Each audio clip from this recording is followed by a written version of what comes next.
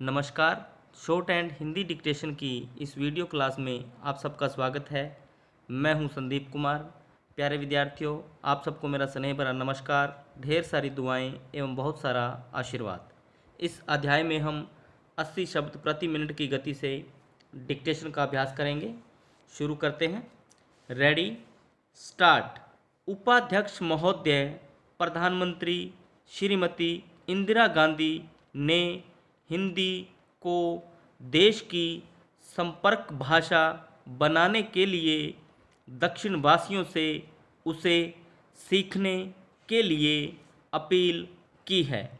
दक्षिण में एक ऐसा वर्ग हो सकता है और है जो राजनीतिक कारणों से उसे सीखना चाहता हो और जो उसके प्रचार प्रसार में बाधक बन रहा हो, किंतु इस संबंध में दो राय नहीं हो सकती कि यदि देश को एकता के सूत्र में बांधना हो तो उसके लिए एक संपर्क भाषा सबसे मजबूत एवं प्रभावशाली सूत्र हो सकता है और वह संपर्क भाषा सबसे अच्छी केवल हिंदी हो सकती है। प्रधानमंत्री ने यह भी कहा है और ठीक कहा है कि उत्तर भारत के हिंदी भाषी क्षेत्र दक्षिण में ऐसी धारणा न बनने दें कि वे देश के कुछ भाग पर अपनी भाषा लाद देना चाहते हैं, किंतु क्या इस बात से इनकार किया जा सकता है कि हिंदी के सिवा कोई और ऐसी भाषा नहीं है जो देश में संपर्क भाषा का स्थान ले सके। दक्षिण के राज्यों में अपनी भाषा के प्रति मोह हो सकता है, किंतु हिंदी के संपर्क भाषा के रूप में पनपने पर उनकी भाषाओं को कोई हानि नहीं पहुँचेगी और उसका एक बहुत बड़ा लाभ यह होगा कि उत्तर दक्षिण पहले की अपेक्षा बहुत निकट आ सकेंगे। कम से कम राष्ट्रीय एकता का यह तकाजा है और दक्षिण के लोग उसे पूरा करके ही अपनी राष्ट्रभक्ति का प्रमाण दे सकते हैं।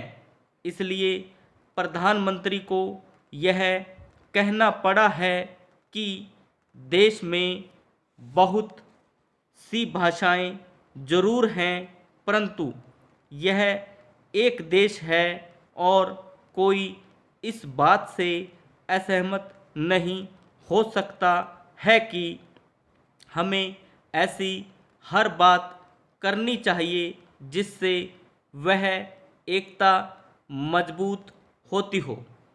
हिंदी को संपर्क भाषा बनाने में योग देना ऐसी ही एक बात है। भारतीय संविधान के अनुसार 16 राष्ट्रीय भाषाएं हैं, परंतु हिंदी ही एक ऐसी राष्ट्रभाषा है जो संपर्क भाषा की अधिकारिणी है। इसलिए संविधान में उसे देश की एकमात्र राजभाषा होने का अधिकार दिया गया है। यह और बात है कि राजनीतिक कारणों से उसका विरोध हुआ।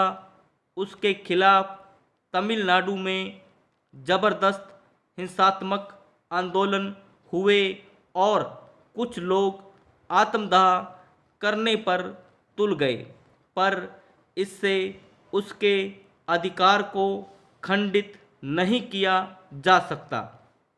हिंदी के संबंध में सबसे महत्वपूर्ण बात यह है कि भारतवर्ष के सबसे अधिक क्षेत्र में बोली जाती है और समझी जाती है, तो फिर इसमें दुविधा क्यों होनी चाहिए कि वह राष्ट्रभाषा का पद न ले सके।